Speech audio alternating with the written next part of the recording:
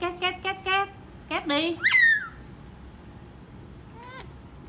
Hello hello hello hello hello Duyên ơi, chào khách chào khách chào khách chào khách chào khách, bye bye về nha.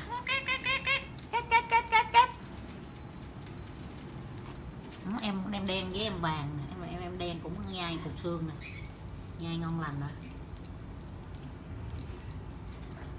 nhai cái tháng không hết quá.